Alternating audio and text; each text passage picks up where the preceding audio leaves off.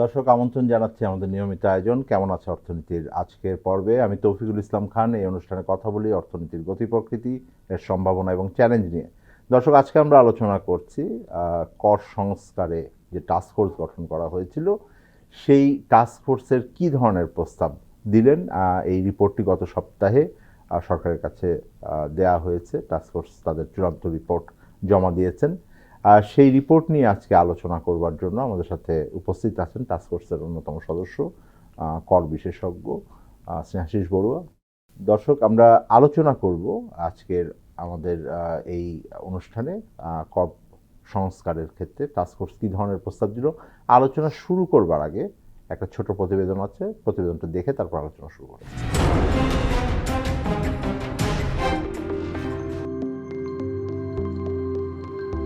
দেশের কর ব্যবস্থাকে যুগোপযোগী, ব্যবসাবান্ধব এবং টেকসই রাজস্ব কাঠামোর মধ্যে আনতে কর কাঠামোর সংস্কার সংক্রান্ত জাতীয় টাস্ক ফোর্স একগুচ্ছ গুরুত্বপূর্ণ প্রস্তাব দিয়েছে।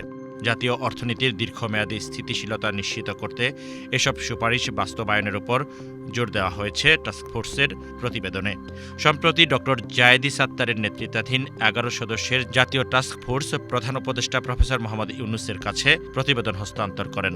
জমা দেওয়া ওই প্রতিবেদনে কর ব্যবস্থার কাঠামোগত দুর্বলতা, কর ফাঁকি এবং কর নেটের সীমাবদ্ধতাকে বড় চ্যালেঞ্জ হিসেবে চিহ্নিত করা হয়েছে। প্রতিবেদনে বলা হয়েছে, বর্তমানে দেশের কর জিডিপি অনুপাত প্রায় 10%-এর নিচে অবস্থান করছে, যা দক্ষিণ এশিয়ার অনেক দেশের তুলনায় কম। এই পরিস্থিতি থেকে উত্তরণে ২০৩০ সালের মধ্যে কর জিডিপি অনুপাত কমপক্ষে 12% এবং ২০৩৫ সালের মধ্যে তা 15-20% উন্নীত করার লক্ষ্য নির্ধারণ করেছে টাস্কফোর্স। এর মাধ্যমে উন্নয়ন ব্যয়, সামাজিক নিরাপত্তা এবং অবকাঠামো খাতে সরকারের ব্যয় সক্ষমতা বাড়বে বলে মনে করা হচ্ছে। টাস্কফোর্সের প্রতিবেদনে কর কাঠামোর ভারসাম্যহীনতার বিষয়টিও গুরুত্ব পেয়েছে। বর্তমানে কর রাজস্বের বড় অংশ আসে অপ্রত্যক্ষ কর থেকে, যা সাধারণ ভোক্তাদের উপর তুলনামূলক বেশি চাপ সৃষ্টি করে। এ অবস্থা পরিবর্তনে প্রত্যক্ষ ও অপ্রত্যক্ষ করের অনুপাত ধীরে ধীরে সমান পর্যায়ে নিয়ে আসার সুপারিশ করা হয়েছে। বিশেষ করে আয়কর ব্যবস্থাকে আরও বিস্তৃত ও কার্যকর করার উপর জোর দেওয়া হয়েছে প্রতিবেদনে। ভ্যাট ব্যবস্থাকে সহজ ও স্বচ্ছ করতে একাধিক ভ্যাট হার বাতিল করে একক ভ্যাট হার চালুর প্রস্তাব দিয়েছে কর সংস্কার টাস্কফোর্স। প্রতিবেদনে বলা হয়েছে, ভ্যাট ব্যবস্থার জটিলতা ব্যবসা বাণিজ্যে বড় প্রতিবন্ধকতা সৃষ্টি করছে। একক ভ্যাট হার চালু হলে ব্যবসায়ীদের হিসাব ব্যবস্থাপনা সহজ হবে এবং ভ্যাট ফাঁকি কমবে। তবে নিত্য প্রয়োজনীয় কিছু পণ্যে ছাড় রাখার বিষয়টি বিবেচনায় রাখার কথাও বলা হয়েছে। আমদানি ও বাণিজ্য কর নিয়েও বড় ধরনের সংস্কারের সুপারিশ এসেছে টাস্কফোর্সের প্রতিবেদনে। বর্তমানে উচ্চ আমদানি শুল্ক দেশীয় শিল্পকে অদক্ষ করে তুলছে এবং রপ্তানি খাতের প্রতিযোগিতা কমিয়ে দিচ্ছে বলে মত দেওয়া হয়েছে প্রতিবেদনে। এজন্য ধাপে ধাপে আমদানি ও বাণিজ্য কর কমিয়ে আনার প্রস্তাব করা হয়েছে, যাতে উৎপাদন ব্যয় কমে এবং রপ্তানিমুখী শিল্প উপকৃত হয়। প্রতিবেদনে ধনী ও সম্পদশালী জনগোষ্ঠীর কর অবদান বাড়াতে সম্পদ ও উত্তরাধিকার কর চালুর প্রস্তাবও রাখা হয়েছে। জাতীয় টাস্কফোর্সের মতে, সম্পদের উপর সীমিত হারে কর আরোপ করলে কর নেট সম্প্রসারিত হবে এবং রাজস্ব ব্যবস্থায় ন্যায্যতা বাড়বে। একই সঙ্গে ব্যক্তি আয়করের সর্বোচ্চ হার যৌক্তিক সীমার মধ্যে রাখার সুপারিশ করা হয়েছে, যাতে কর ফাঁকির প্রবণতা কমে। কর প্রশাসনকে আধুনিক ও কার্যকর করতে ডিজিটালাইজেশনকে সবচেয়ে গুরুত্বপূর্ণ সংস্কার হিসেবে চিহ্নিত করা হয়েছে প্রতিবেদনে। ঝুঁকিভিত্তিক অডিট ব্যবস্থা, স্বয়ংক্রিয় কর মূল্যায়ন, কাস্টমস পর্যায়ে পোস্ট ক্লিয়ারেন্স অডিট এবং তথ্য প্রযুক্তি নির্ভর নজরদারি ব্যবস্থার কথা বলা হয়েছে। এসব উদ্যোগ বাস্তবায়িত হলে কর প্রশাসনের স্বচ্ছতা বাড়বে এবং হয়রানি কমবে বলে আশা করছে টাস্কফোর্স। সামগ্রিকভাবে কর সংস্কার টাস্কফোর্সের প্রতিবেদনে রাজস্ব বৃদ্ধির পাশাপাশি একটি ন্যায্য, আধুনিক ও ব্যবসাবান্ধব কর ব্যবস্থা গড়ে তোলার রূপরেখা তুলে ধরা হয়েছে। বিশ্লেষকদের মতে, এসব প্রস্তাব বাস্তবায়ন করা গেলে দেশের অর্থনৈতিক কাঠামো আরও শক্তিশালী হবে এবং দীর্ঘমেয়াদে রাজস্ব ব্যবস্থায় বড় পরিবর্তন আসবে।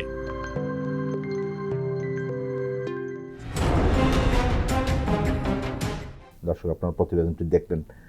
স্নেহাশিস বড়ুয়া, আলোচনা বিষয়টি তো জানলেন। আপনারা দীর্ঘ প্রায় ৩ মাস কাজ করেছেন এই একটা আমাদের যে কর ব্যবস্থা আছে সেইটার সংস্কারের ক্ষেত্রে কী ধরনের প্রস্তাব আসতে পারে, কী ধরনের সংস্কার আমাদের দরকার হবে, কি করা দরকার, এই আলোচনা অনেক দিন ধরেই আমরা করছি। আমি এই অনুষ্ঠানে অন্তত পক্ষে এর আগে বারংবার এই বিষয়ে বিশেষভাবে জোর দিয়ে আলোচনা করেছে।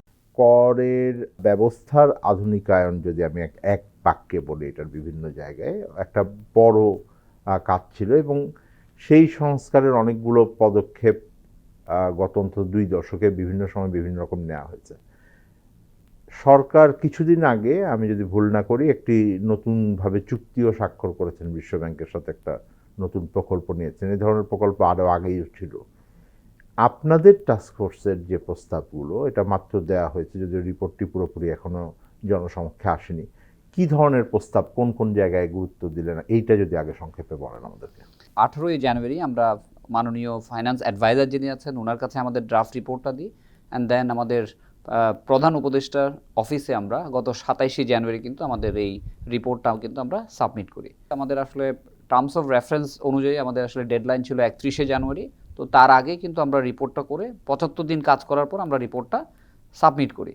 তো এখানে আসলে আপনি খুব সুন্দর করে তুলে ধরেছেন যে কমিটির তরেই ছিল আসলে যে কিভাবে আমরা একটা আমাদের যে সামগ্রিক কর ব্যবস্থা, এটার যে কাঠামোগত যে একটা সমন্বয় বা যে কোন কোন জায়গায় আসলে পরিবর্তন করলে আমরা সে কাঙ্ক্ষিত কর জিডিপির যে আমরা রেশিও যেটা আছে সেখানে আমরা পৌঁছাতে পারি, এটাই ছিল আমাদের এই কমিটির অন্যতম প্রধান, আমি বলবো টার্মস অফ রেফারেন্সের অন্যতম অবজেক্টিভস। তো এই অবজেক্টিভসকে সাথে রেখে আমরা আসলে দেখেছি যে বর্তমান আপনি যেটা বলেছেন যে আমাদের এখন 8%-এর কম, এটা আমরা লাস্ট যে স্ট্যাটিস্টিক্স দেখেছি এটা 7%-এর নিচে কিন্তু নেমে গেছে। তো আমাদের উদ্দেশ্য ছিল যে আমরা 2035 পর্যন্ত যে আমরা যে প্রজেকশনসগুলো করেছি, যেহেতু একটু দীর্ঘমেয়াদী প্ল্যানের কথা বলা হয়েছে, যে আমরা কিভাবে এই 2035-এর মধ্যে অ্যাটলিস্ট 18% এই ট্যাক্স টু জিডিপি রেশিওতে আমরা পৌঁছাতে পারি। তাহলে এই ক্ষেত্রে এই যে ভিশন, এই ভিশনটা যদি বাস্তবায়ন করতে হয় তাহলে আমাদের প্রত্যক্ষ কর মানে ইনকাম ট্যাক্স, পরোক্ষ করের মধ্যে ভিএটি এবং ট্রেড ট্যাক্স মানে কাস্টমসের মধ্যে কি ধরনের কাঠামোগত আইনগত সংস্কার করলে আমরা সেই কাঙ্ক্ষিত লক্ষ্যে আমরা পৌঁছাতে পারি। এই প্রসঙ্গে বলছি যে আপনি যেটা প্রথমেই বললেন যে একটা সংখ্যাগত আপনারা টার্গেট নিয়েছেন, মানে এখন আমি ধরে নিচ্ছি 7-8% মতন আছে। জি, এইটাকে যদি 18-তে নিতে হয় 35 সালের মধ্যে, তার মানে 10 বছর, প্রতি বছর 1% জিডিপির হারে বাড়বে। এইটাই আমরা মানে বুঝি, যে যদি খুব সিম্পলিফাইড ভাবে বলে, আমি জানি না যে এক্স্যাক্ট আপনারা এটাকে দ্রুত হারে বাড়বে কিনা, কম হারে বাড়বে কিনা, কিভাবে করেছেন, বছরবারি কোনো হিসাব করেছেন কিনা, কিন্তু এই ধরনের সংখ্যাতাত্ত্বিক টার্গেট, আমি যদি ভুল না করি, অন্ততপক্ষে গত 15 বছর ধরে এই ধরনেরই টার্গেট নেওয়া হচ্ছে, প্রতি বছর 1% বাড়ানো। এবং এইবারও যদি আমি IMF-এর যেই চুক্তির ভিতর আমরা আছি সেটার ভিতরেও একই, এটা একটা রেটরিকে পরিণত হয়েছে আমার কাছে মনে হয়, যে প্রতি বছর 1% হারে বাড়াবো, এই লক্ষ্য দিয়ে আমরা শুরু করি। তারপরে এটা আর কিছু আগায় না, বরং আমাদের এটা একসময় 10-11% ছিল, এটা কমে গেছে। এইটাই হলো বাস্তবতার ভিতরে। যদি আমি দেখি যে আমার 6th 5-year প্ল্যান, যেটা 2010 সালে আমরা শুরু করেছিলাম, ওইটাতেও আমরা বলেছিলাম 1% হারে বাড়াবো। কিন্তু সুতরাং আমি সংখ্যাতাত্ত্বিক জায়গার চাইতে যদি আমি মূল জায়গায় থাকি, যে কোন ধরনের মেজারগুলোর কথা আপনারা বলেছেন, যেটা আপনারা খুব জোর দিয়ে বলতে চান যে আমরা এই জায়গাটাতে ফোকাস করেছি এটার জন্য। এখানে আসলে এই পলিসি ডকুমেন্টটা খুবই অ্যাকশনেবল একটা ডকুমেন্ট বলে আমরা মনে করি, কারণ এই ক্ষেত্রে আমরা আয়করের ক্ষেত্রে 32টা সুনির্দিষ্ট প্রস্তাব দেওয়া হয়েছে, what needs to be done in short term, mid term এবং লং টার্মের ক্ষেত্রে। ভিএটির ক্ষেত্রে আমাদের প্রায় 10টা প্রস্তাব ছিল যে আমরা এই মেয়াদের মধ্যে আমরা যেন ইমপ্লিমেন্ট করতে পারি। আর ট্রেড ট্যাক্সেসে প্রায় 13টার মতো প্রস্তাব কিন্তু আমরা দিয়েছি কোন কোন জায়গায় পলিসিকে আমাকে অ্যাড্রেস করতে হবে। এর পাশাপাশি আমরা প্রত্যেকটা ক্ষেত্রে কি ধরনের প্রসেস রেকমেন্ডেশনসগুলো কিন্তু আমরা সুস্পষ্টভাবে আমাদের রিপোর্টে কিন্তু উল্লেখ করে দিয়েছি। তো যেটা আমি বলার চেষ্টা করেছিলাম যে হ্যাঁ, হয়তোবা বিভিন্নজন বিভিন্নভাবে টার্গেটগুলো সেট করে, এখানে যেহেতু আমরা অ্যাকশনেবল পয়েন্টগুলোকে আইডেন্টিফাই করে দিয়েছি, এই অ্যাকশনসগুলো যদি নেওয়া হয় তাহলে আমরা সিমুলেশন করে দেখেছি যে হয়তো ওই হারে আমাদের কাঙ্ক্ষিত রাজস্ব আহরণ হতেও পারে, সম্ভব। মানে আমরা একটা অ্যাকশনেবল ওয়ে ফরওয়ার্ড দিয়েছি বলে আমরা কমিটি থেকে এটা মনে করি। তো এখানে সবচেয়ে বড় যে জায়গায় আমরা যদি এখানে হাত দিতে চাই, তাহলে আমাদের সবচেয়ে বড় জায়গা হচ্ছে ভিশনটা। কারণ হচ্ছে আমাদের বর্তমান যে আয়কর আদায়ের হার, সেটা হচ্ছে আমাদের টোটাল কর হারের মাত্র 33.5%, যেখানে আমার 33.5% হচ্ছে ডাইরেক্ট, মানে 1/3 আর বাকিটুকু হচ্ছে আমার ইনডাইরেক্ট ট্যাক্স থেকে আসছে। তো আমাদের এখানে মেজর শিফটটা ছিল আসলে যে আমাদেরকে ইনডাইরেক্ট ট্যাক্সের উপরে বার্ডেনটা কমাতে হবে, এবং ডাইরেক্ট ট্যাক্সেসের উপরে কিন্তু বার্ডেনটা বাড়াতে হবে, মানে আমার কালেকশনসটা বাড়াতে হবে। তো এই জন্য আমাদের টার্গেট হচ্ছে বাই 2035 আমরা যেন 50% কর ইনকাম ট্যাক্স থেকে কালেক্ট করি, আর বাকি 50% ভ্যাট এবং কাস্টমস ডিউটি থেকে যেন কালেক্ট হয়। আমরা যখন এটাকে আর একটু ডিগ ডাউন করলাম, প্রত্যক্ষ আর অপ্রত্যক্ষ। জি জি জি, কারণ মানে দর্শকদের সুবিধার জন্য বলছি যে প্রত্যক্ষ কর যদি বেশি আমরা সংগ্রহ করি তার অর্থ হলো যে আমাদের যেই যাদের আয়ের বেশি জি আছে, মানে যারা বেশি আয় করেন তারা বেশি কর দিবেন, যারা কম আয় আছে তারা কম আয় দিবেন। কারণ অপ্রত্যক্ষ কর যখন থাকে তখন এটা সমভাবে এটার চাপটা নিতে হয়। জি, কারণ আয় হলে আপনাকে আয়কর দিতে হবে। সো যিনি আয় করবেন তাকে কিন্তু প্রত্যক্ষ করটা দিতে হবে। আর বেশি দিতে হবে, জি, হ্যাঁ। পরোক্ষ কর কিন্তু আমার একদম মানে নিম্ন মধ্যবিত্ত থেকে একদম আমি বলবো নিম্নবিত্ত মানুষও দেন নিম্নবিত্ত আর কি। থেকে শুরু করে একদম উচ্চবিত্ত পর্যন্ত সবার উপরে কিন্তু সমহারে কিন্তু মানে আপনার একই আরোপ রকম করা করতে হয়। সো এই জন্য আমাদের টার্গেটটা হচ্ছে আয়ের উপরে করটা আমাদেরকে বাড়াতে হবে। তো এই ক্ষেত্রে বর্তমান আমাদের যে স্ট্যাটিস্টিক্সটা আছে যে আমাদের এই আয়করের মধ্যে পার্সোনাল ইনকাম ট্যাক্স আসে প্রায় 13.5%-এর মতো, আর কর্পোরেট ট্যাক্স আসে 20%-এর মতো, আর বাকি 1.5%-এর মতো আদার ট্যাক্সেস আছে। এখানে আমাদেরকে একটা সিগনিফিক্যান্ট শিফট দিতে হবে পার্সোনাল ইনকাম ট্যাক্সে। মানে আমার পার্সোনাল ইনকাম ট্যাক্সে 13 থেকে আমরা 25% নিয়ে যাওয়ার জন্য কিছু সুনির্দিষ্ট রূপরেখা বা পন্থা আমরা এখানে দিয়েছি বলে আমরা এখানে মনে করি। এবং কর্পোরেট ট্যাক্সের ক্ষেত্রে আমরা মনে করেছি 20% share is not bad. So growth যত হবে এই 20%টা যেন আমরা রাখতে পারি। আর সবচেয়ে বড় জায়গায় আমাদের প্রপার্টি ট্যাক্সেশনসে আপনি নিশ্চয়ই জানেন যে এখানে অনেক গ্রে এরিয়া আছে। এই গ্রে এরিয়াগুলো যদি আনার্ট করা যায় তাহলে আমরা এখন যে 1.5%-এর মতো ট্যাক্স পাচ্ছি এটাকে হয়তো 5% পর্যন্ত আমরা নিয়ে যেতে পারি। আমি মনে করি যে আমাদের সবচেয়ে বড় জোরটা দেওয়া হয়েছে পার্সোনাল ইনকাম ট্যাক্সে, কারণ এখানে আমাদের হয়তো লিকেজটা বেশি এবং দিনের শেষে গিয়ে এখান থেকে করটা আমরা বেশি আহরণ করতে পারবো বলে আমরা মনে করি। এই প্রস্তাবনাটা যখন আমরা দিই যে কীভাবে আসলে পার্সোনাল ট্যাক্স থেকে আমরা বা ব্যক্তিদের কাছ থেকে কর আদায়টা আমরা বাড়াতে পারবো, তাহলে এখানে সবচেয়ে বড় যে জায়গায় আছে আমাদের যখন ফান্ডামেন্টাল কনসেপ্টটা যায় যে সবাই আসলে ট্যাক্স ইকুইটিতে দেখতে চায়। কারণ দেখা যাচ্ছে যে একই ব্যক্তি তার যে লাইফস্টাইল আছে, একজন ব্যক্তি দেখা যাচ্ছে অনেক টাকা কর দেন, আবার অনেক ব্যক্তি আছেন যারা কিন্তু এই বেজের মধ্যে নাই, মানে কর নেট যেটা আছে এই বেজের মধ্যে কিন্তু নাই। তো এই জন্য আমাদেরকে এই ইকুইটিটা এনশিওর করার জন্য আমরা এখানে কনসেপ্টটা বলেছি, প্রথম যে জিনিসটা আছে আমাদেরকে বেসটাকে ব্রডেন করতে হবে। বেস যদি আমরা ব্রডেন না করি তাহলে আমার কিন্তু এটা কিন্তু কর নেট না। আমার হিসাবে আমি বলি যে ব্যক্তি খাতের করটা একটা বড় অংশের মানুষ আছেন বাংলাদেশের সমাজে, এটা আমরা চোখে দেখলে বুঝি যে তারা হয়তো ন্যায্যভাবে কর দিচ্ছেন না। মূলত আমি উল্টোভাবে বললে, সোজা সাপটাভাবে বললে কর ফাঁকি রোধ করতে হবে। জি, তাই তো? জি, কর ফাঁকিও আছে, আবার আমরা কর কমপ্লায়েন্সের কথাও বলছি। শুধু ফাঁকি তো একা বললে হবে না, কমপ্লায়েন্সের ইস্যু আসবে। কারণ এক্ষেত্রে একটা ইনভার্স রিলেশনশিপ আছে আপনার রেটের সাথে আপনার মানে ট্যাক্স কালেকশনসের। রেট যত বাড়ে, এটা অনেক স্ট্যাটিস্টিক্স, আপনি তো একজন অর্থনীতিবিদ জানেন, রেট যত বাড়ে ইভেশন তত কিন্তু বাড়তে থাকে। ইভেশন কিন্তু কমে না, বরঞ্চ ইভেশন আরও কি বেড়ে যায় বলে আমাদের এই স্টাডিতে আমরা উল্লেখ করেছি। তো এখানে সবচেয়ে বড় যে জায়গায় আসছে আমাদের বেস ব্রডেন করতে গেলে ওয়ান অফ দ্য কি থিংস হচ্ছে আপনাকে কিন্তু এক্সামশনসগুলো কমাতে হবে। এক্সামশনস যেটা আপনারা অনেকে কর ছাড় বা হলিডেজ বা করমুক্ত আয় এই সমস্ত যেগুলো আছে, এখানে আমাদেরকে একটু বড় দাগে কিন্তু হাত দিতে কোন হবে। কোন জায়গায় এটাও আলোচনার একটা জায়গা যে কর ছাড় আমরা আস্তে আস্তে কমিয়ে নিব। আমি জানি যে এটা অন্তত 2-3 বছর আগে যখন IMF এর শর্তের ভিতরে গেছে তারাও এটা বলেছিলেন। যখন আগের সরকারও এই ব্যাপারে একটা লম্বা আলোচনা করার পরে তারপরে যেই কর ছাড়ের কমিয়ে আনার জায়গাটা ওইখানে খুব বেশি হাত দেয়নি। তো কোন জায়গাতে আপনারা কোনো রোড ম্যাপ দিয়েছেন কিনা যে এখন যে কর ছাড় আছে এটা সামনের দিনে? এখানে আমরা আসলে প্রত্যেকটা জায়গায় ইনকাম ট্যাক্স, ভিএটি এবং কাস্টমসে প্রত্যেকটা জায়গায় আমরা বলেছি যে আসলে এই কর ছাড়ের কোন কোন জায়গায় আপনাকে হাতটা দিতে হবে। কারণ জাতীয় রাজস্ব বোর্ড অলরেডি কিন্তু ট্যাক্স এক্সপেন্ডিচার রিপোর্টগুলো পাবলিশ করেছে। সো আমরা জানি যে আমাদের সবচেয়ে বেশি কর ছাড় কোথায় হয়। ধরেন আমরা যদি কাস্টম ডিউটিতে যাই তো দেখা যাচ্ছে হয়তো আমাদের সবচেয়ে বেশি কর ছাড় হচ্ছে বিদ্যুৎ খাতে, যে আমরা যখন ইলেকট্রিসিটির যে কোনো ধরনের মেশিনারিজ যদি আমরা আনতে যাই ওখানে কিন্তু ইম্পোর্ট ডিউটিতে সবচেয়ে বেশি আমাদেরকে ছাড় দেওয়া হয়। আর যদি আপনি ভিএটিতে যান তাহলে দেখবেন ফার্স্ট শিডিউল দিয়ে অনেক জায়গায় অব্যাহতি দেওয়া আছে, আপনার বিভিন্ন এসআরও দিয়ে অব্যাহতি দেওয়া আছে।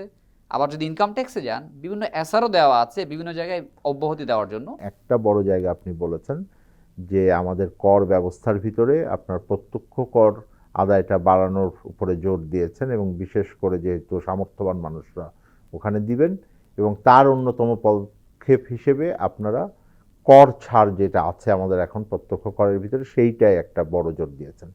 সেই জায়গাটায় বলছেন যে কোন কোন খাতে এখন ছাড় দেওয়া হয় আমরা জানি, এটা বিভিন্নভাবেই আছে। আমাদের নতুন আয়কর আইন হয়েছে, তারপরে আবার অনেকগুলো এসআরও বেসিক্যালি যেটা বছরের যে কোনো সময় একটা অর্ডারের মাধ্যমে দেওয়া হয়, সেই গুলোর মাধ্যমে অনেক জায়গায় ছাড় আছে। কোন জায়গায় আগে ছাড়গুলো উঠবে, কোন জায়গায় বা ধারাবাহিকতাটা কিভাবে হবে, এটা যদি আপনি বলেন। ৭৫ দিনের মধ্যে আপনি আয়কর, মূসক বা কাস্টমসের সবগুলো বিষয় নিয়ে না, একটা মানে গাইডলাইন দিয়েছেন কিনা? পুঙ্খানুপুঙ্খানুভাবে বলা যে হ্যাঁ এই জায়গায় ছাড়টা উঠাই দিতে হবে তা না। আমরা কিছু জায়গায় কি জায়গায় আমরা একটা অ্যাড্রেস গাইডলাইন করেছি, করেছেন গাইডলাইন কিনা? দিয়েছি। হ্যাঁ। সো এটা অনেকটা আমি বলবো প্রেসক্রিপটিভ মডেলে। ধরেন ভিএটিতে অনেক এসআরও আছে যেখানে আপনি দেখবেন যে তাদেরকে ভ্যাটের রেটকে রিডিউস করে দেওয়া হয়েছে বা শূন্যহার করা হয়েছে। এক্ষেত্রে কোনো ধরনের কোনো সানসেট ক্লজ নাই যে আসলে কত বছর ধরে আমি এই ইন্ডাস্ট্রিকে আমি মানে প্রোটেক্ট করব বা মোটিভেট করব। তাহলে অবশ্যই ওয়ান অফ দ্য কি থিংস হচ্ছে আমাদের প্রত্যেকটা মানে এই ধরনের এসআরওতে একটা নির্দিষ্ট মেয়াদ থাকা উচিত যে কখন থেকে শুরু করলে কত দিন পর্যন্ত পাবে। এবং অনেক ক্ষেত্রে দেখা যাচ্ছে যে এখানে নাম্বার অফ পিপল আপনাকে অ্যাপয়েন্ট করতে হয়, এমন একটা হাই নাম্বার অফ পিপল দেয় যার মানে সব ইন্ডাস্ট্রির জন্য এটা কিন্তু যাওয়া সম্ভব হয় না। তো দেখা যায় এইগুলো বড় ইন্ডাস্ট্রির জন্য হয়তো ফ্যাসিলিটিটা হয়, ছোটোখাটো ইন্ডাস্ট্রিগুলো চাইলেও কিন্তু ওই জায়গায় কিন্তু পৌঁছতে পারবে না। এই সানসেট ক্লজের ক্ষেত্রে আমি মনে করি যে এক সময় জি। এটা আমাদের ওই যে আমরা যেটা বল যে ট্যাক্স হলিডে, জি। কর ছাড় দেওয়া হয়, একটা কর ছুটি, তো সেইটার বাংলাদেশে দীর্ঘদিনের একটা প্র্যাকটিস ছিল। খুব বেশি কার্যকর হয়েছে কিনা আমরা জানিও না। তারপরে এটাকে পরবর্তীতে কিন্তু ইন্ডাস্ট্রির জন্য দুটো জিনিস করা হয়েছিল। একটা হলো যে ঢাকা, নারায়ণগঞ্জ, গাজীপুর এবং চট্টগ্রাম এই 4 জেলার ভেতরে করলে এটা হবে না, সুতরাং এর বাইরে যে 60টি জেলা আছে সেখানে ডিসেন্ট্রালাইজেশন করা হয়েছিল, কারণ আপনি ডিসেন্ট্রালাইজ করেন। দ্বিতীয় বলা হয়েছিল যে এটাকে একটা ওই হলিডে, একটা সানসেট ক্লজ যেটা বলে যে কবে এই কর ছাড় মেয়াদটা শেষ বন্ধ হবে। হবে সেটা বলা ছিল। অভিজ্ঞতা হলো যে ওই মেয়াদ শেষ হওয়ার পরে আবারও ওইটাকে পুনর্বর্ধিত করা হয় বা আর একবার ওইটাকে করা হয়। মানে সেই জিনিস কিন্তু সানসেট ক্লজটা আমি মনে করি যে অত্যাবশ্যকীয় এই জন্য, কারণ যে যিনি ইনভেস্ট করবেন তারও একটা জানার দরকার আছে যে উনি কয় বছরের জন্য, একটা প্রেডিক্টেবিলিটি আসবে। এই জায়গায় অবশ্যই যুক্তি দিয়েছি যে ধরেন এই প্রেডিক্টেবিলিটি তো খুবই ইম্পর্টেন্ট। আর হচ্ছে গভর্নমেন্টের নিশ্চয়ই একটা ভিশন আছে যে আমি আসলে কোন ধরনের ইন্ডাস্ট্রিগুলোকে প্রমোট করতে চাচ্ছি। তো স্বাভাবিক একটা ইন্ডাস্ট্রিকে যদি আমি প্রমোট করার জন্য এই ধরনের সুবিধা দিই, তাহলে এটা কি আসলে পারফরমেন্স যেটা করার কথা ছিল সেই পারফরমেন্স অবজেক্টিভটা মিট হয়েছে কিনা, মানে আমি যে কাঙ্ক্ষিত লক্ষ্যে পৌঁছানোর কথা ছিল। ধরেন বিদ্যুতে যদি আমি ছাড় দিয়ে থাকি, তাহলে বিদ্যুতের নিশ্চয়ই একটা টার্গেট আছে যে আমি কতটুকু প্রোডাকশনস করলে বুঝবো যে আমি সেলফ সাফিসিয়েন্ট হয়ে যাচ্ছি। ঠিক সেম ওয়েতে ইলেকট্রনিক্সে যদি আমি ছাড় দিই, তাহলে আমি কোন সময় গিয়ে বুঝবো যে আসলে যাদেরকে ছাড় দিচ্ছি তারা কি আসলে ওই কাঙ্ক্ষিত উৎপাদনে পৌঁছতে পারছেন কিনা, এটা তো কাঙ্ক্ষিত ইভ্যালুয়েশনের ব্যাপার, যে আমার যে ডেভেলপমেন্ট অবজেক্টিভ আছে এটা মিট হচ্ছে কিনা। যে এই ইভ্যালুয়েশন করার ক্ষেত্রে মানে বলা হয়েছে, এটা জোর দেওয়ার কথা সবসময় বলা হয়েছে যে কাজে লাগে কিনা। কোনো আপনারা কংক্রিট মেজার বলেছেন কিনা যে এটা থাকতেই হবে বা থাকতে হবে না, এই ধরনের কোনো জোর দেওয়ার ব্যবস্থা আছে কিনা? এখানে আসলে আমরা যেটা বলেছি, হ্যাঁ এটা একটু প্রেসক্রিপটিভ মডেলে আছে। ফার্দার যদি আরও কিছু করতে হয় তাহলে তো আরেকটা হয়তো সাব কমিটি করে এটা নিয়ে তো আপনার আরও ডিটেইল রিসার্চ করা যাবে। কিন্তু এই মুহূর্তে আমরা দেখেছি এখানে কিছু বৈষম্য আছে, কিছু জায়গায় গ্যাপ আছে। এই গ্যাপগুলো আমরা আইডেন্টিফাই করে দেওয়ার চেষ্টা করেছি যাতে পরবর্তীতে যে সরকার আসবেন বা যে রেভিনিউ পলিসি ডিপার্টমেন্ট আসবেন তারা যেন এখান থেকে কিছু মৌলিক কোনো আইডিয়া পায় আপনার ইমপ্লিমেন্ট করার জন্য। কৃষি একটা খুবই সংবেদনশীল জায়গা। আবার আমার কাছে যদি মনে করেন, আমি ব্যক্তিগতভাবে মনে করি যে কারোর আয় যদি একটা নির্দিষ্ট মাত্রায় না উঠে সে তো আর কর দেওয়ার কথা না। সুতরাং এই ধরনের জায়গাগুলোকেও ব্যাপারে ওকে আপনারা বলেছেন কিনা যে এখন একটা সমভাবে ওই সেক্টরালি এটাকে চিন্তা করা, কিন্তু কেউ একেবারে কর দেওয়া হবে না, এটার বাইরে থাকবে না। এই বিষয়টা খুবই সেন্সিটিভ, যেহেতু আমরা জানি যে বাংলাদেশ একটা কৃষি নির্ভর দেশ। তো এই ক্ষেত্রে আপনি দেখবেন ভিএটির ক্ষেত্রে অনেক এক্সেমশন দেওয়া আছে কিন্তু এসেনশিয়াল গুডসের উপরে এবং এগ্রিকালচারাল প্রডিউসের উপর দিয়ে।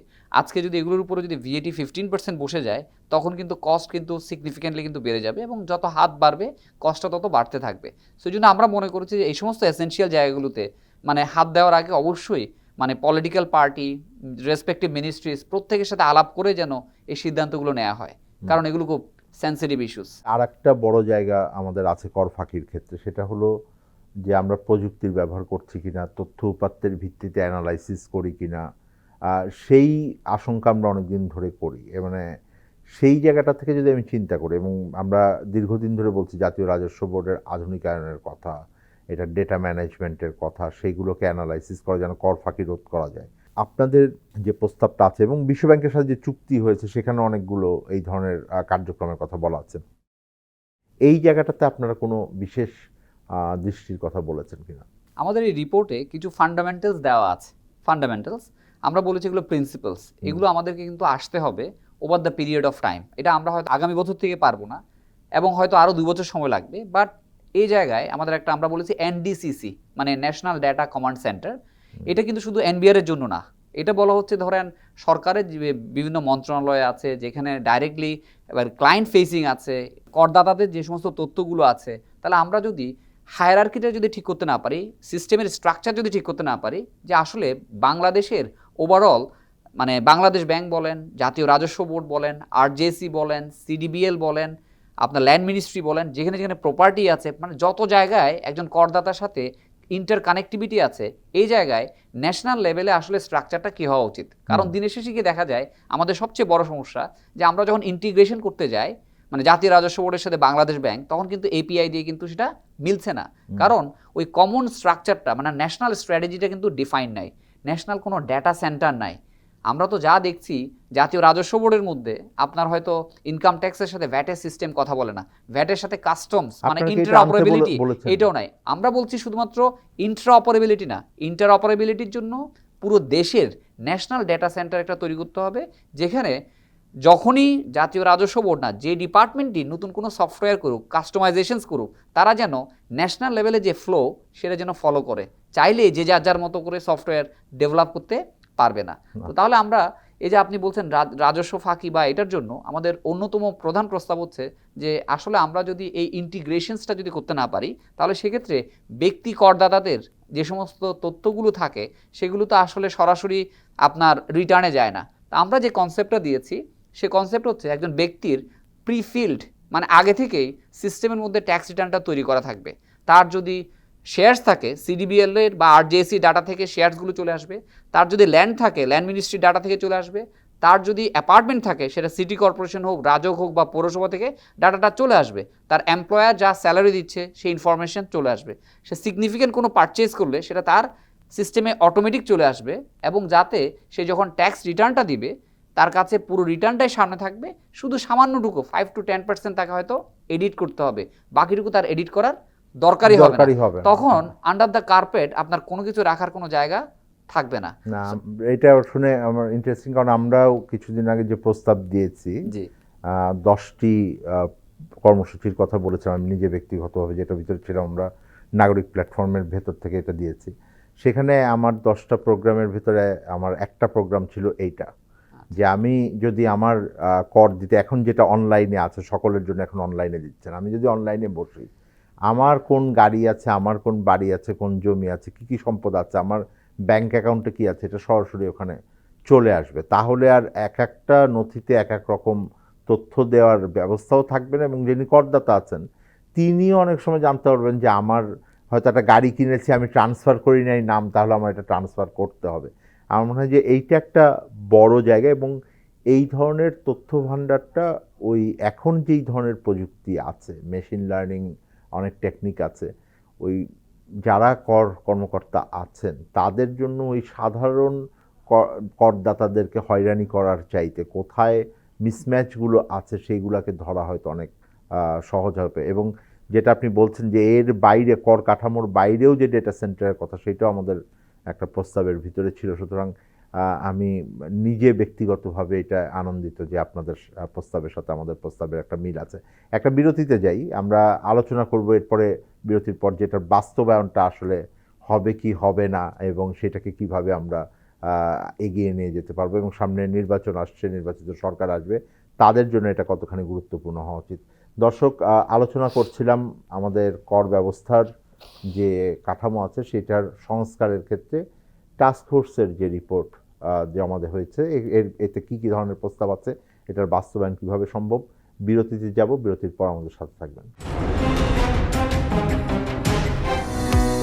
ডেঙ্গু থেকে সাবধান। ডেঙ্গুর লক্ষণসমূহ: তীব্র জ্বর এবং মাথা ব্যথা, চোখে ব্যথা হওয়া বা আলোর দিকে তাকাতে সমস্যা হওয়া, মাংসপেশি এবং হাড়ের সংযোগস্থলে প্রচণ্ড ব্যথা হওয়া, শরীরের চামড়ায় লালচে ছোপ বা র্যাশ ওঠা, বমি ভাব বা বমি হওয়া এবং খাওয়ায় অরুচি হওয়া। ডেঙ্গু প্রতিরোধে করণীয়: মশা তাড়ানো ঔষধ বা স্প্রে ব্যবহার করুন। মশার কামড় থেকে দূরে থাকতে দিনের যে কোনো সময়ে ফুলহাতা জামা বা প্যান্ট পরিধান করুন। দিনে বা রাতে যে কোনো সময় ঘুমাতে গেলে মশারি ব্যবহার করুন। ফুলের টবে বা অন্য কোনো স্থানে বদ্ধ পানি থাকলে তা পরিষ্কার করুন। ঘরের আনাচে কানাচে অন্ধকারাচ্ছন্ন জায়গায় মশার ঔষধ বা স্প্রে ব্যবহার করুন। ডেঙ্গু প্রতিকারে করণীয়: ডেঙ্গু আক্রান্ত ব্যক্তিকে অবশ্যই মশারির ভেতরে রাখুন। অতি দ্রুত আক্রান্ত ব্যক্তিকে নিকটস্থ হাসপাতালে নিয়ে যান বা ডাক্তারের পরামর্শ নিন। জ্বরে প্যারাসিটামল ব্যতীত অন্য ব্যথানাশক ঔষধ খাওয়া থেকে বিরত থাকুন। রোগীকে বেশি তরল খাবার খাওয়ান। বিশ্রাম নিন এবং রক্তচাপ কমে যাচ্ছে কিনা তা নিয়মিত পরীক্ষা করুন। আপনার বাসা এবং আশেপাশে জমে থাকা পরিষ্কার পানিতে বংশবিস্তার করে এডিস মশা। তাই বাসার ভেতর ও আশেপাশে পানি জমার স্থান চিহ্নিত করে 2-3 দিন পর পর পরিষ্কার করুন। সচেতন হন, সুস্থ থাকুন।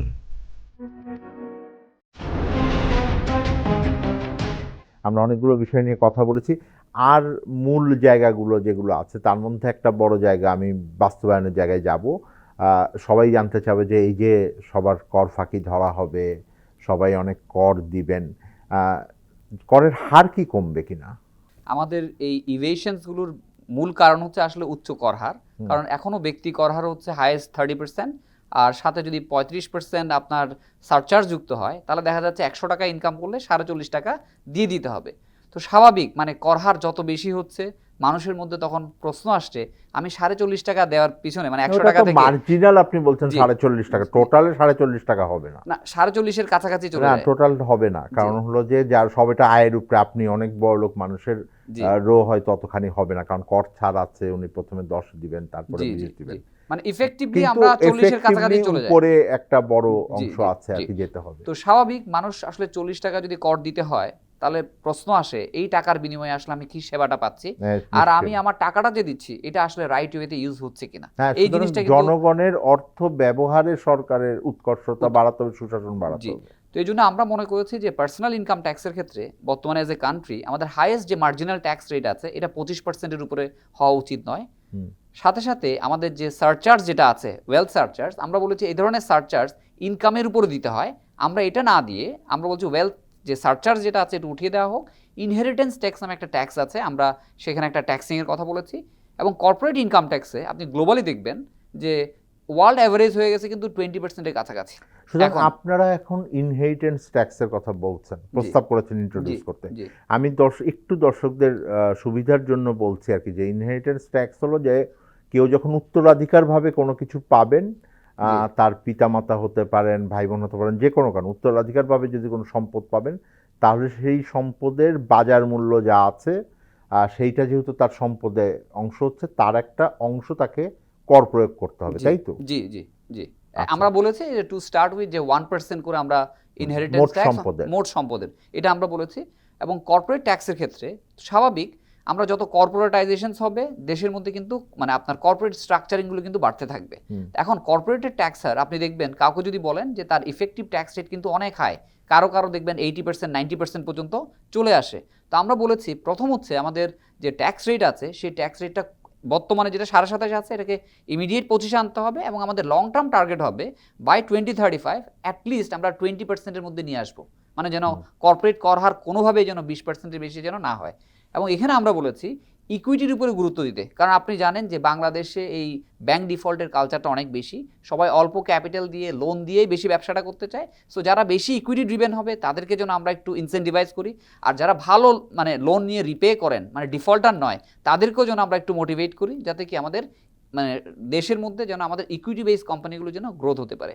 আর আমাদের ইনকাম ট্যাক্সের সবচেয়ে বড় যে জায়গা সেটা হচ্ছে আপনার মিনিমাম ট্যাক্স। এই মিনিমাম ট্যাক্স, উইথহোল্ডিং ট্যাক্স যত পারি আমাদেরকে কমিয়ে ফেলতে হবে, এবং কম হারে আমাকে উইথহোল্ডিং ট্যাক্স করতে হবে, যাতে তার আয়ের উপরে যে ট্যাক্স হয় সেটাই যেন উইথহোল্ডিং হয়। আর মিনিমাম ট্যাক্সের যে কনসেপ্ট আছে এই জায়গা থেকে আমাদেরকে উঠে আসতে হবে।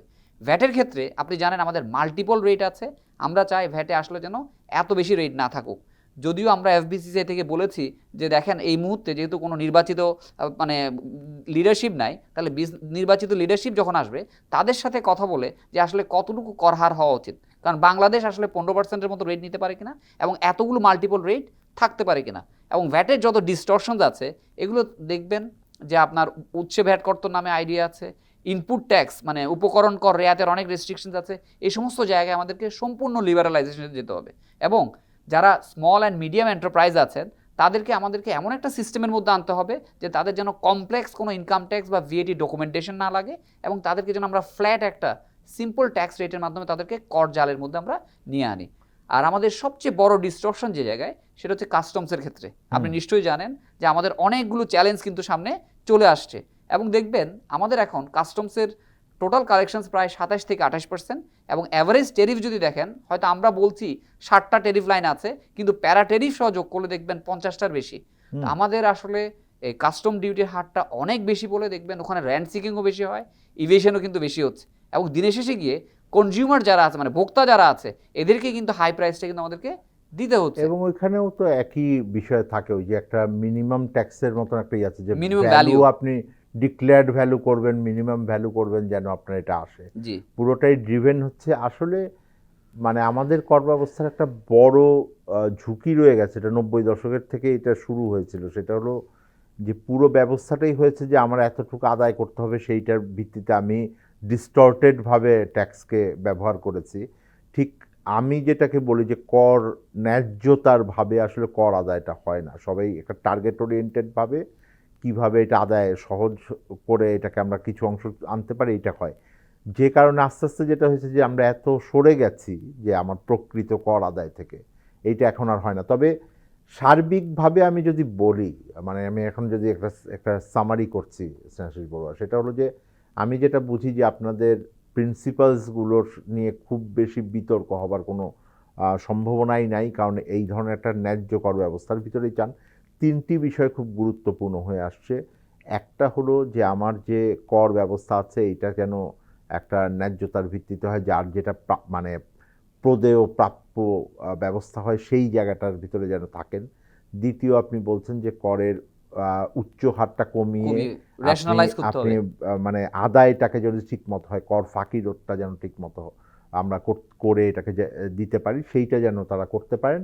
এবং তৃতীয়, আপনি বলছেন যে করের যেটা হয়তো আপনাদের রিপোর্টে অতখানি আসে নাই, কিন্তু আপনারা নিশ্চয়ই শর্ত হিসেবে জুড়ে দিয়েছেন যে সরকার কর আদায় করবে, কিন্তু সেটা সুবিধা যদি জনগণ পান তাহলে তাদের কর প্রদান করার ক্ষেত্রে উৎসাহ বাড়বে এবং কর ফাঁকির প্রশ্নটাও হয়তো যাবে। এবং পুরোটার ভিতরে বোধহয় দুটো জিনিস খুব গুরুত্বপূর্ণ হবে। একটা হলো যে প্রযুক্তির ব্যবহার, এবং এইটাকে আমরা যতখানি নিয়ে আসি, শুধুমাত্র একটা এজেন্সির প্রযুক্তি না, বিভিন্ন এজেন্সির প্রযুক্তি যেন আমরা এক জায়গায় নিয়ে আসতে পারি, যেন আলাদা আলাদাভাবে কেউ এটাকে মানে তথ্যকে বিভ্রান্তিমূলকভাবে নিজেদের স্বার্থে ব্যবহার করতে না পারেন। আর দ্বিতীয় হলো পুরোটার জন্য তো একটা বড় ইস্যু হলো যে রাজনৈতিক সদিচ্ছার জায়গা। আপনারা যেটা নিয়ে অনেক বড় বিতর্ক হয়েছে সাম্প্রতিক সময়, সেটা হলো যে কর ব্যবস্থার প্রশাসনিক কাঠামোর মধ্যে বিভাজন এবং দায়িত্ব বন্টন, সেই জায়গাটায় কিছু আপনারা বলেছেন কিনা? আমাদের যে টরটা ছিল ওই টরের মধ্যে মানে পলিসি অ্যান্ড অ্যাডমিনিস্ট্রেশন সেপারেশন কিভাবে ইফেক্টিভ করতে হবে সেই বিষয়ে কিন্তু মন্তব্য চাওয়া হয়নি। আমাদের মেজরিটি হচ্ছে আসলে ট্যাক্স টু জিডিপি যদি বাড়াতে হয় তাহলে আমাদের কর ব্যবস্থার কী ধরনের কাঠামোগত সমন্বয় করলে আমরা কাঙ্ক্ষিত লক্ষ্যে পৌঁছতে পারবো, এর জন্য পলিসি ইস্যুস কী হতে পারে। আর আমরা সাথে সাথে ধরেন একটা বিষয়ের উপর আরও কিছু জোর দিয়েছি, সেটা হচ্ছে করদাতা যেন কখনো হয়রানির সম্মুখীন না হয় এটার বিষয়ে। কারণ দিনের শেষে গিয়ে অনেকেই ট্যাক্স দিতে চায়, কিন্তু বর্তমান যে রেজিম, সেই রেজিমে গিয়ে এই যে পিপলের যে অ্যাটাচমেন্ট, মানে অডিটের নামে যে আপনার অনেকে বলা হয়রানি, এখানে আমরা বলেছি প্রত্যেকটা অডিটে, সেটা আয়কর হোক, ভ্যাট হোক বা কাস্টমস হোক, এটা আমরা উচ্চ প্রযুক্তি বের করে আমরা যেন এআই ড্রিভেন যদি হয়, যেন রিস্ক বেসড অডিট করতে গিয়ে যেন আমরা আর্টিফিশিয়াল ইন্টেলিজেন্সেরও কিন্তু কি হেল্প নিতে পারি, যে কাকে আমরা অডিট করব। কারণ আমরা যদি সবাইকে যদি অডিট করা শুরু করি, তাহলে কিন্তু সেটা কিন্তু একটা ভালো না সিস্টেম হতে নিশ্চয়ই পারে না। এই জন্যই তথ্যপাত্রের ব্যবহারটা জি। দরকার। আমার অনুষ্ঠানের সময় শেষ, বাট আমি যেটা বুঝতে পারি স্নেহাশিস বড়ুয়া, যে দিন শেষে পেশাদারি একটা মানে দায় দায়িত্ব বোধহয় থাকবে, মানে সরকারের ভেতরে যেমন আছেন যারা কর কর্মকর্তা আছেন, সরকারের বাইরেও যারা অডিট ফার্ম বা এই কস্ট ম্যানেজমেন্টের অডিট করেন, তাদের একটা বড় রোল থাকবে সামনের দিনে, যারা পেশাদারিভাবে এই বিষয়ে এগিয়ে আসেন। আপনি নিজেও এই পেশার সাথে আছেন, সুতরাং আমি আপনাদের উপরও কিছুটা দায় দায়িত্ব দিয়ে যাচ্ছি। পরিশেষে আসলে আমরা চাইবো যে একটা ন্যায্য কর ব্যবস্থা যেন হয়, এবং আপনি এবং আপনার কমিটি যেই প্রতিবেদন করেছেন, আমি নিশ্চিত যে এটা সামনের দিনে আমরা সবাই দেখতে পাবো, এবং আশা করব যে সেটার যে ব্যবস্থা আপনারা বলেছেন সেটা বাস্তবায়নের দিকে এগিয়ে যাবে। দর্শক, আমরা আলোচনা করছিলাম বাংলাদেশের কর ব্যবস্থা সংস্কারের ক্ষেত্রে যে টাস্কফোর্স গঠন করা হয়েছিল, তাদের রিপোর্ট জমা পড়েছে, কি আছে তা আজকে আমরা জানলাম কর ব্যবস্থায়।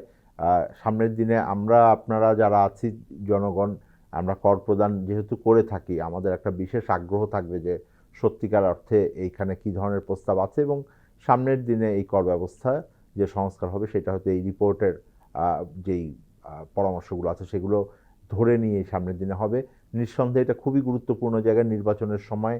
আমি জানি যে বিভিন্ন রাজনৈতিক দল তাদের অনেক ধরনের প্রস্তাব দিচ্ছেন, কিন্তু তাদের এই রাজনৈতিক প্রস্তাবগুলোর যেই জনমনের আকাঙ্ক্ষাকেই হয়তো তারা লক্ষ্য করে তাদের বিভিন্ন প্রতিশ্রুতি দিচ্ছেন, কিন্তু সেটা যদি বাস্তবায়ন করতে যাই তাহলে অর্থায়ন লাগবে, এবং অর্থায়নের মূল উৎসই কিন্তু হবে আমার দেশের ভিতরে করের অর্থ, এবং সেই করের অর্থ যেন ন্যায্যভাবে সংগ্রহ করা যায়, এবং আপনার আমার সেই অর্থ যেন সঠিকভাবে সরকার ব্যবহার করেন, সেই বিষয়েই কিন্তু আপনার সচেতন হতে হবে, এবং আজকের আলোচনা সেই বিষয়ের গুরুত্বকেই আবার সামনে এনেছে।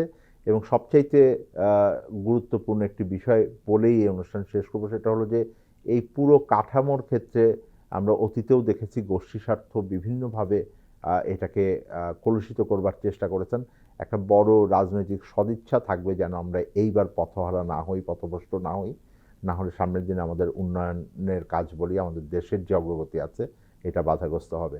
আজকের অনুষ্ঠান শেষ করছি দর্শক, আবার এই অনুষ্ঠানে আপনাদের সাথে ফেরত আসবো, জানতে চাইবো কেমন আছে অর্থনীতি।